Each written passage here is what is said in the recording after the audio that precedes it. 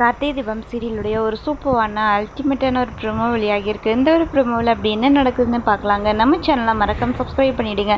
பக்கத்தில் bell icon இருக்கும், அதையும் ப்ரெஸ் பண்ணிவிடுங்க. வாங்க வீடியோக்குள்ளார போகலாம். நம்ம கார்த்திக் பார்த்திங்கன்னா ஆஃபீஸில், அதாவது கம்பெனியில் எவ்வளோ கஷ்டப்படுறாரு அப்படிங்கிற விஷயத்த நம்ம நாச்சியார் தெரிஞ்சுக்கிறாங்க. அதுக்கப்புறம் கம்பெனிக்கு போயிட்டு அவங்க ஃபீல் பண்ணி கார்த்திக் பார்த்துக்கிட்டு இருக்காங்க. அந்த இடத்துல கார்த்திக் பார்த்திங்கன்னா ரொம்ப இன்ட்ரெஸ்ட்டாக ஒர்க் பண்ணிக்கிட்டு இருக்காரு. அப்போது நம்ம நாச்சியாரும் பார்த்துக்கிட்டு இருக்காங்க. ஒரு தொழிலாளியாக, ஒரு முதலாளியாக அவன் நடந்து வரும்போது எவ்வளோ கெத்தாக இருப்பான், கோட் ஷர்ட்லாம் போட்டுக்கிட்டு.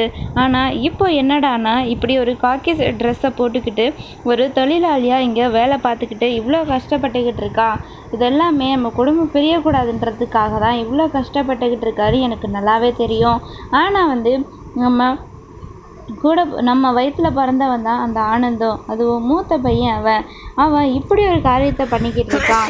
ஸோ அவனால் குடும்பம் பிரிஞ்சிடக்கூடாதுன்னு என் கடைசி பிள்ளையான கார்த்திக் இவ்வளோ கஷ்டப்பட்டுக்கிட்டு இருக்கான். அது ஏன் அவனுக்கு புரிய மாட்டேங்குது சாமின்ற அளவுக்கு நம்ம நாச்சியார் மனசுக்குள்ளே ஃபீல் பண்ணிக்கிட்டு இருக்காங்க. அதுக்கப்புறம் நல்லா ஒர்க் பண்ணிக்கிட்டு இருக்காரு கார்த்திக். அதே டைமில் கார்த்திக்கு அந்த டைமில் அவருக்கு மிஷினுக்குள்ளே விரல் மாட்டின்னு அவருக்கு பார்த்திங்கன்னா அடிபட்டுருது. அதுக்கப்புறம் பிளட் வருது. நாச்சியார் வேகமாக ஓடி ஐயோ என்னாச்சு அப்படின்னு சொல்லி கையை பார்க்குறாங்க. ஐயோ ரத்தம் வருது அப்படின்னு சொல்லிட்டு அவங்க புடவையை கிழிச்சு அதிலேருந்து பார்த்திங்கன்னா அவங்களுக்கு கட்டு போட்டு விடுறாங்க. அதுக்கப்புறம் ரொம்பவே எமோஷ்னலாக இருந்துச்சுன்னு சொல்லலாங்க இந்த ஒரு சீன். ஸோ இன்னொரு சீன் என்ன அப்படின்னு பார்த்தா, நம்ம தீபா கம்பெனிக்கு சாப்பாடு எடுத்துகிட்டு வராங்க. அது லன்ச் டைமில்.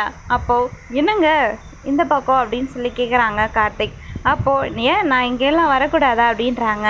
அதுக்கு இல்லைங்க, இங்கே உங்களுக்கு என்ன வேலை அப்படின்றாங்க. நான் என் புருஷனுக்கு சாப்பாடு கொண்டு வந்தேன் அப்படின்ற மாதிரி பேசிக்கிட்டு இருக்காங்க நம்ம தீபா.